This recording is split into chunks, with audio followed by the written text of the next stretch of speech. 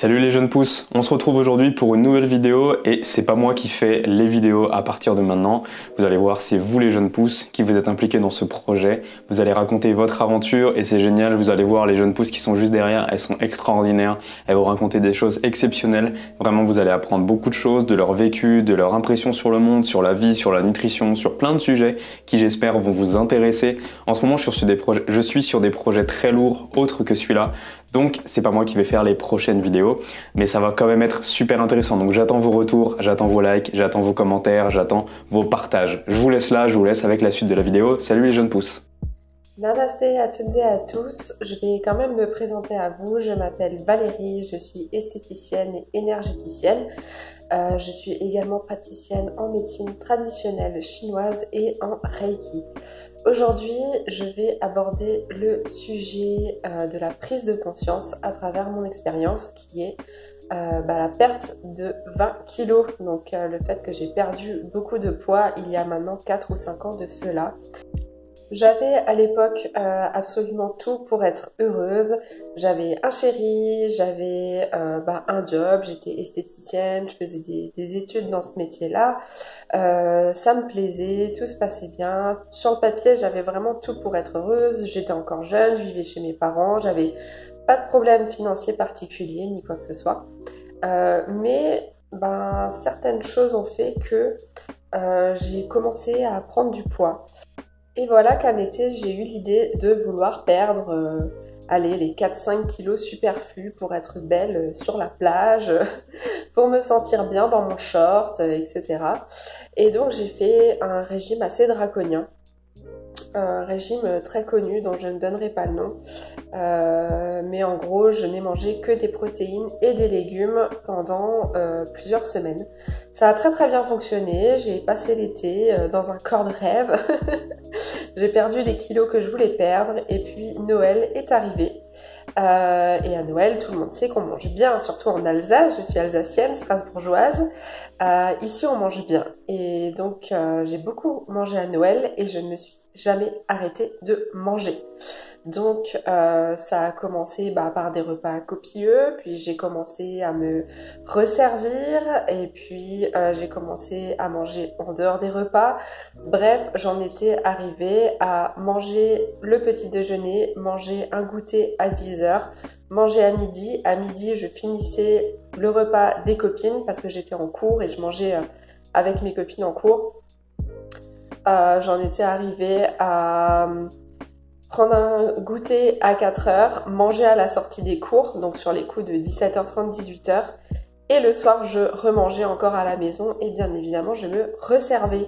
Donc autant vous dire que quand j'étais à ce stade-là, j'avais bien enflé.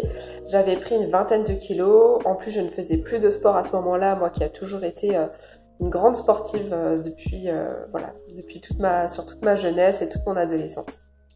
Et là où j'ai commencé à réaliser qu'il était peut-être temps de m'arrêter, qu'il était peut-être temps de faire quelque chose, c'était quand j'entendais des remarques de mon copain de l'époque qui me disait des choses telles que si tu continues à prendre du poids, je te toucherai plus, je resterai avec toi parce que je suis pas un connard et que je veux pas te quitter pour ça, mais par contre tu me plairas plus et je te toucherai plus, etc.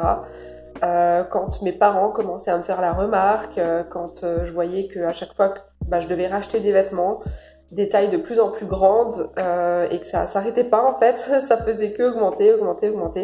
Quand me regarder dans le miroir commençait à devenir compliqué et c'était surtout les photos. Je me souviens dès que je me voyais sur des photos, je réalisais en fait, j'avais le recul nécessaire et je réalisais le poids que j'avais pris, l'image que je renvoyais aux autres et en fait je me reconnaissais plus. Et c'est vraiment dans cette recherche de perte de poids et en voulant me sentir mieux dans mon corps que j'ai réellement eu cette prise de conscience, cette fameuse prise de conscience. Où j'ai commencé à faire attention à ce que je mangeais, j'ai commencé à baisser les ratios de mon alimentation, je mangeais moins. J'ai équilibré au fur et à mesure mon alimentation. J'ai commencé à perdre du poids. J'ai repris le sport et là j'ai vraiment voulu en fait comprendre pourquoi j'avais pris ce poids, qu'est-ce qui m'avait amené là Et c'est vraiment là, en fait, que j'ai eu la plus grosse illumination et la plus grosse prise de conscience de ma vie, où je me suis vraiment rendu compte, en fait, du lien qu'il y avait entre nos émotions, notre façon de penser, nos idées, nos croyances, et vraiment notre état émotionnel, notre confiance en nous, etc., l'image qu'on peut avoir de soi-même, le comportement que l'on a avec soi-même aussi, tout ça pouvait avoir un réel impact sur notre physique. Et c'est là que j'ai vraiment compris que notre santé physique était vraiment intimement liée avec notre équilibre et notre santé mentale et émotionnelle. Et donc là, j'ai vraiment commencé à creuser, j'ai vraiment commencé à m'intéresser au développement personnel. J'ai commencé à lire beaucoup de livres.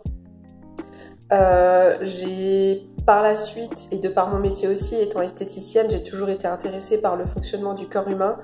C'est là que je me suis tournée vers la médecine traditionnelle chinoise pour essayer de mieux comprendre le fonctionnement de notre corps, comment interpréter les différents symptômes qu'on pouvait avoir, les différentes gênes, les différentes douleurs, d'où ça pouvait provenir, quelle en était vraiment la racine. J'ai aussi compris qu'en médecine chinoise, on faisait aussi vraiment ce lien entre les émotions et notre physique, parce que chaque organe et chaque viscère est rattaché à une émotion particulière. Et donc, vraiment, à travers ces enseignements, à travers ces apprentissages, j'ai vraiment pu faire des liens, j'ai vraiment pu soigner au fur et à mesure certaines blessures, j'ai consulté, j'ai essayé d'aller plus loin.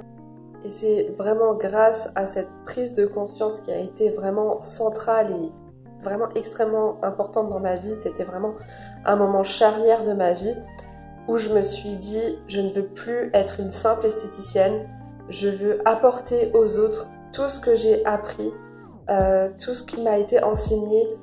Je veux vraiment le propager au plus grand nombre parce que ça m'a fait tellement de bien, ça m'a tellement apporté sur un plan personnel, spirituel, que j'ai vraiment voulu l'apporter aux autres. Et c'est comme ça que je me suis retrouvée à faire le métier que je fais aujourd'hui et à proposer des soins adaptés à tous et à faire de l'accompagnement.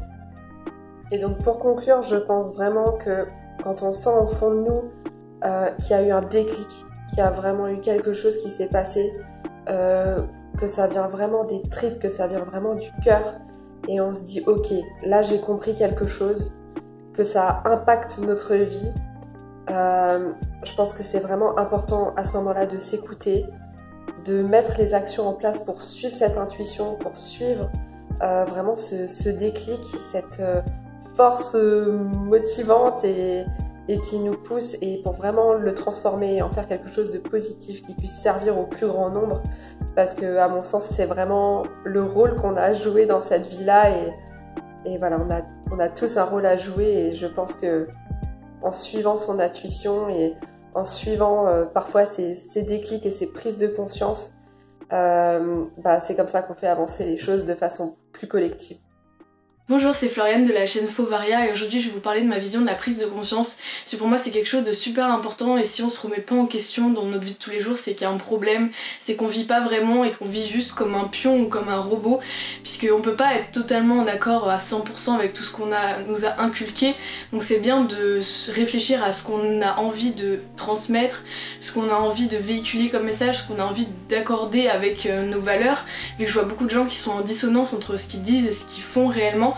Donc personnellement, la plupart de mes prises de conscience c'était vers l'âge de 13 ans, dans la préadolescence, et justement moi je vois l'adolescence d'une manière assez positive, puisque c'est là où on remet en question tous les mœurs, toutes les normes qu'on nous a apprises, et je trouve ça très très important, même si ça peut engendrer des conflits, d'essayer au moins de se chercher et de voir ce qui est bien pour nous et pour les autres, pour vraiment être en accord, parce que des fois il peut y avoir un mal-être, on peut pas comprendre pourquoi, et donc c'est là qu'on doit remettre en question.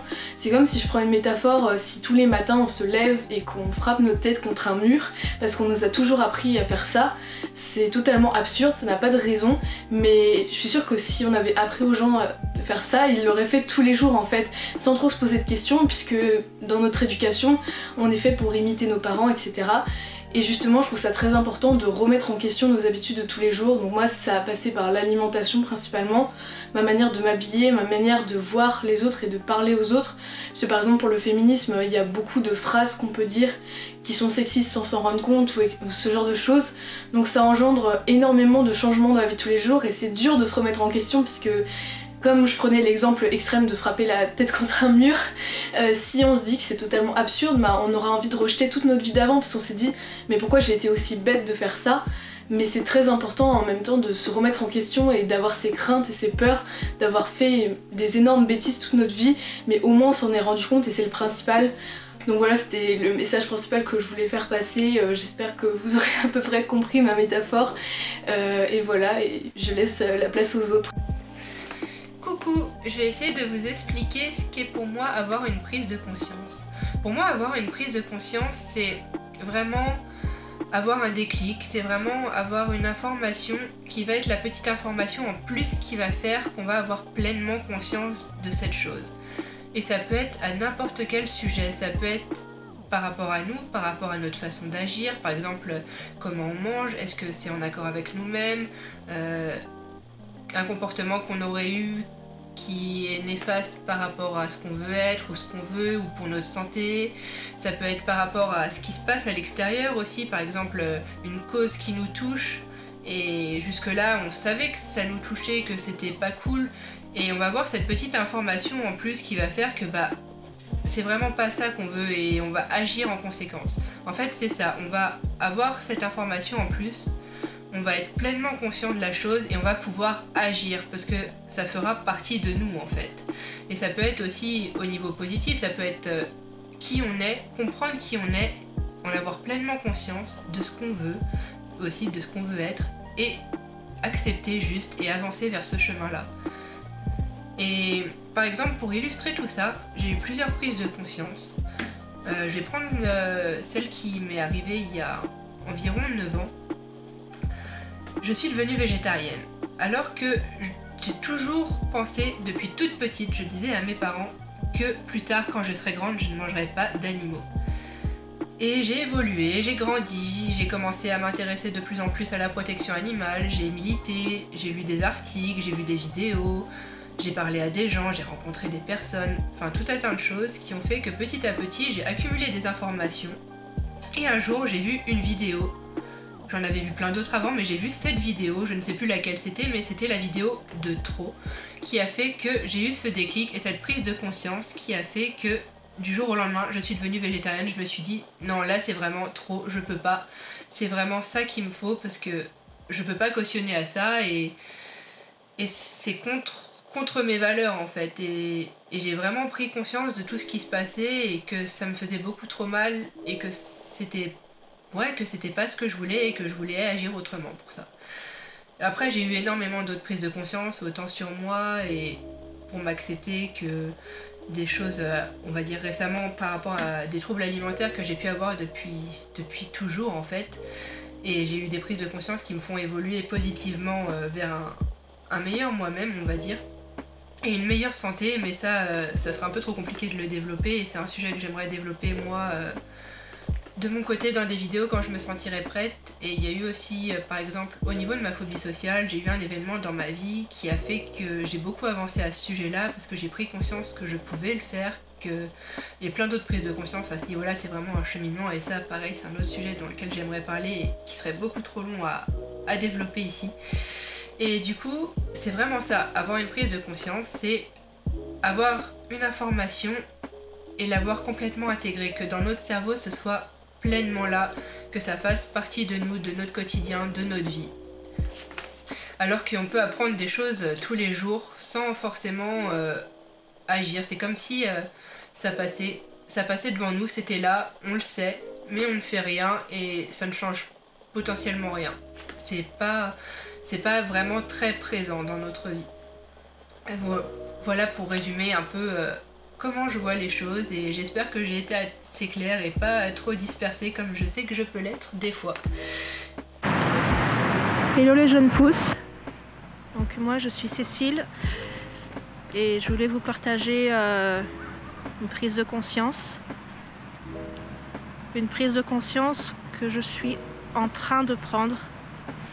Donc juste après avoir écouté une chanson de Jacques Brel qui a été repris par Stéphane Echer, Voir un ami pleurer. C'est une chanson qui m'a marquée puisque c'était lié au décès de mon oncle en 2014. Et donc la prise de conscience, c'est que je suis en recherche d'emploi et j'ai certaines capacités qui ont diminué du fait d'avoir été opérée du cœur. Et voilà, je sens bien que je suis plus aussi dynamique par rapport à avant. Je fais quand même plus de choses dans mon quotidien, mais quand même il y a certains éléments auxquels je me sens limitée. Et voilà, faut aller au-delà de ça et passer outre ce cap. Voilà, je vous dis à bientôt et à bientôt.